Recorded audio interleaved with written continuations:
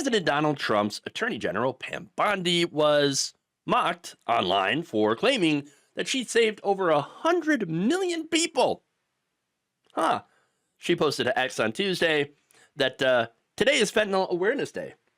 In President Trump's first 100 days, we've seized over 22 million fentanyl-laced pills, saving over 119 million lives.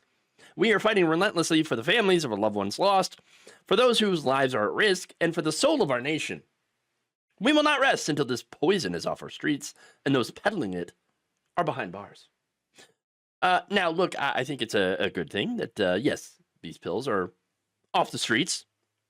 But the numbers here really don't seem to make sense, to kind of add up.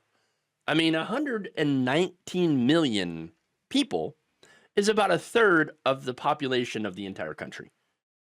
I'm pretty sure that in the first 100 days, she did not save that many people.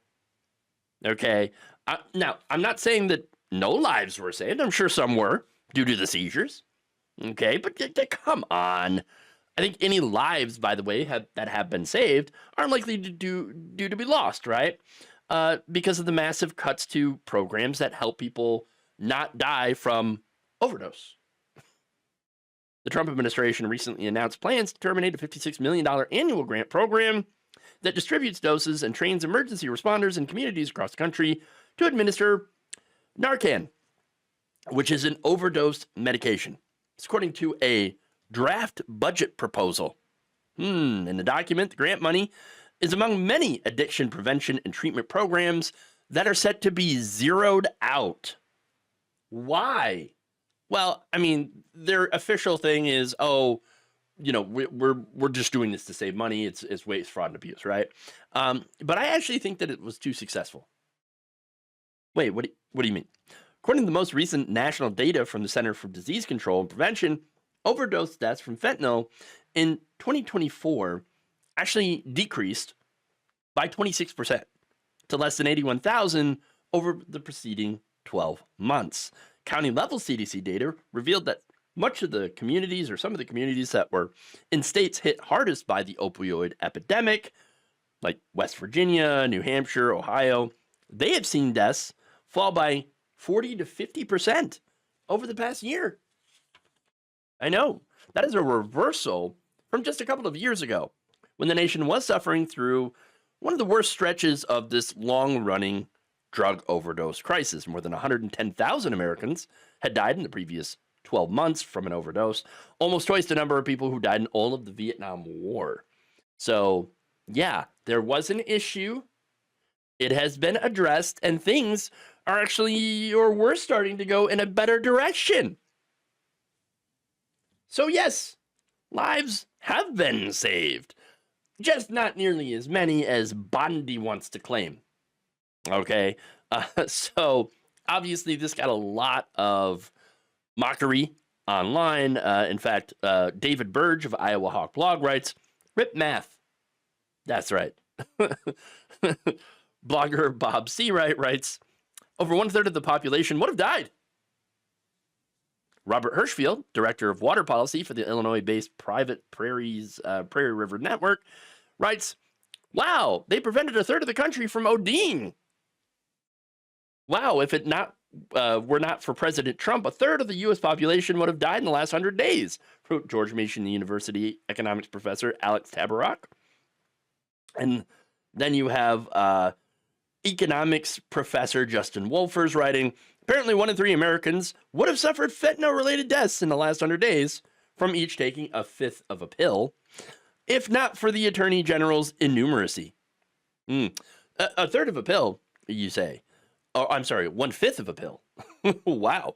I want to address that because there are, police officers. Remember seeing some of the videos, like somebody even coming into contact with just a tiny amount of fentanyl, thinks that they're going to die if they just touch it, which is absolutely ridiculous.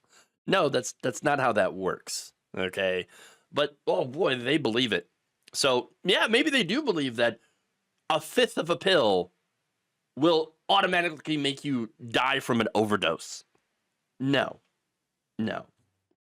There's more. University of Toronto assistant political science professor Connor Ewing writes, by the end of 2025, Donald Trump will have saved every American. Thank you, Mr. President. And then another said, this is Words and Numbers co-host James Harrigan writing, let me get this straight. You think a third of the American public would have died as a result of one pile of drugs? Would the capture of 66 million pills save the entire country for certain death? Are you dumb enough to buy this, Pam Bondi? Or do you just hope your followers are? Look, honestly, I don't know the answer to that question, and that's kind of the scary part. Okay, is she dumb, or does she think the rest of us are dumb? I cannot tell you. I just can't tell you. Sad. But hey, look, again, there is good news on this. I mean, yes, I gave you the good news already, but now things might end up getting worse thanks to Doge sweeping through the government and cutting these vital programs. So I would actually expect that number to start going back up. I hope it doesn't. I do hope that, that it continues to fall, because I don't want to see people suffer from, fentanyl addiction or overdose or things like that. But with the way this administration is going, I'm sorry, but I would expect not only more overdose deaths because of the lack of prevention, but an increase in people using drugs to deal with, well, the fascism that's going on. Thank you for watching. If you enjoyed this video, please like, share, subscribe, hit the bell icon in order to get notified whenever a new video is released. And if you want to support independent, progressive media through this difficult time where it seems like everybody is shut down, you can become a member on our YouTube page, you can become a subscriber on Facebook, or you can go to my Patreon. It's patreon.com/Jeff Waldorf. Thank you.